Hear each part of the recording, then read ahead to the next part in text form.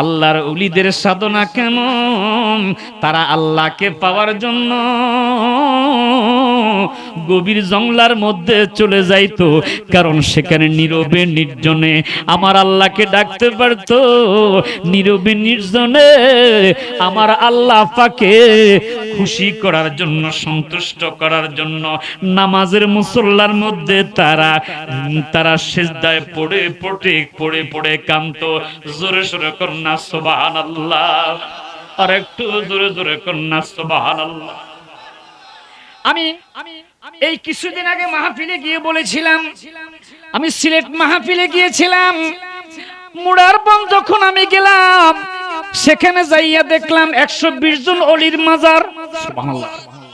এ কারণে সিরু ফিল আরদ, জমিন ভ্রমণ করবেন, ঈমান তাজা হবে, পৃথিবীতে কি আছে দেখবেন। আমি সেখানে গিয়ে দেখি একজন আল্লাহর অলির মাজার পশ্চিম এবং পূর্বে। আল্লাহু আকবার। জিজ্ঞাসা করলাম পশ্চিমে পূর্বে কেন? নাসিরউদ্দিন সিপাহসালা, যিনি শাহজালালের সফর সঙ্গী হয়ে ইয়ামন দেশ থেকে বাংলাদেশে ইসলাম প্রচারের লক্ষ্যে এসেছে। মারহাবা কন্যা। আমরা এগুলো ইতিহাস তালাশ করি না তো।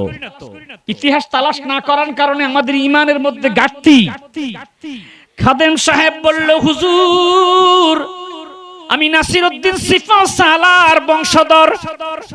হুজুর নাসিরউদ্দিন সিপাহসালা তিনি দুনিয়াতে যাওয়ার আগেই তিনি বলেছিল, আমার মৃত্যুর পর, আমার ওফাতের পরে তোমরা আমার দাফনটা দিও পূর্বে এবং পশ্চিমে, পশ্চিমে মাথা পূর্বে পাও, এইভাবে আমার দাফন দিও।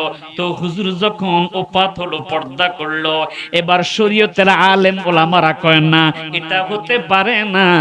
আদম বাবা থেকে শুরু হইয়া বর্তমান অবধি পর্যন্ত প্রতিটা মানুষের মৃত্যুর পর তার দাফন করা হয় উত্তরে মাথা, দক্ষিণে পাও। আপনাদের এলাকায় কেমন? এরকম হয় নাকি ব্যতিক্রম? ব্যতিক্রম হইলে তো অবস্থা খারাপ হয়ে যাবে। কথা কোন ঠিক না? ঠিক মরতে হবে কি হবে না? আইনামা তাকুনু ইউদিরকুমুল মাউত ওয়ালাউ কুনতুম ফি বুরুজিম মুশাইয়াদা। আওয়াজ করে কন্যা আল্লাহু আকবার। এ বান্দা, মরণ থেকে কোথায় পালাবি? মরণ তোমাকে ছাড়বে না। আজকে বাড়ি গাড়ি যত কিছু করি, হঠাৎ করে আজরাইল ধরা দিবে। কথা কোন ঠিক না বেঠিক?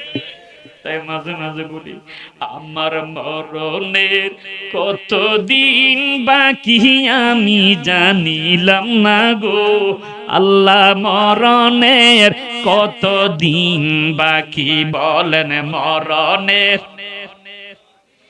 বাকি আমি জানিলাম না গো আল্লাহ। মরণের কতদিন, আখা আজরাইল আসিয়া যখন হস্তে দিবে দড়ি। আল্লাহু আকবার করেন। কুল ইন্নাল মাউতাল্লাযী তাফিরুনা মিনহু ফাইন্নাহু মুলাকীকুম। মুলাকাত করবে আজরাইল। আল্লাহু আকবার কর।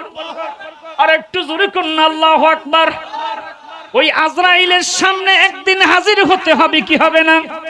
কার কার বিশ্বাস? তুই হাত তুলে আল্লাহকে দেখান। মরতে হবে। কথা কোন ঠিক না বেঠিক? ওরে আজরাইল আসিয়া যখন হস্তে দিবা দড়ি, তখন আমার মনাবাই করবা ছুটা ছুটি আমি জানিলাম না গো আল্লাহ। মরণের কতদিন বাকি বলেন, মরণের বাকি আমি জানিলাম না গো আল্লাহ। মরণের 30 পারা কোরআন শরীফ জানিয়া রাখিও। সেই জায়গায় যার মরণ লেখা, সেই জায়গায় সে মরে আমি জানিলাম না গো। আমার মরণের কতদিন বাকি, আমার মরণের কতদিন মরণের কতদিন বাকি আমি জানিলাম না গো আল্লাহ মরণের আমার মরণের কতদিন বাকি আমি জানিলাম না গো আল্লাহ মরণের। তো নাসিরউদ্দিন সিপাহসালার ওনার উপাতের পর শরীয়তের আলেম ওলামারা ওনাকে দাফন করলো। উত্তরে মাথা, দক্ষিণে পাও, কমপ্লিট দাফন কার্য শেষ করে সকলে যখন 40 কদম চলে গেছে, বিকট একটা আওয়াজ হলো হুজুর যেখানে দাফন করা হয়েছে সব মানুষগুলো আওয়াজ শুনে দৌড়িয়ে এসে দেখে রে আখা আমরা দাফন করেছি আল্লাহর ওলিকে। উত্তরে মাথা, দক্ষিণে পাও, আয়েশা দেখে হুজুরের মাজারটা ঘুরে গেছে পশ্চিম এবং পূর্বে। আজও আমি প্রতি বছর নাসিরউদ্দিন বাবার মাজারে গেলে জিয়ারত করি, আলহামদুলিল্লাহ। এই কারণে আল্লাহ বলেছে সিরু ফিল আরদ, জমিন ভ্রমণ করো ঈমান তাজা হবে। আল্লাহর ওলিদের ইতিহাস খুলে দেখলাম তাদের জীবনের মধ্যে বন্ডামি নাই, আলহামদুলিল্লাহ। তাদের জীবনের মধ্যে আমলে ভরপুর, মারহাবা কোন। আব্দুল কাদের জিলানী তিনি মাদারজাত ওলি হয়ে পৃথিবীতে এসেছেন। এরপর তার যখন বয়সটা বাড়তে লাগলো, ভিতরে যখন বুঝ আসলো, আসার সাথে সাথে ওনার জিন্দেগিটা আমলে ভরপুর হয়ে গেছে।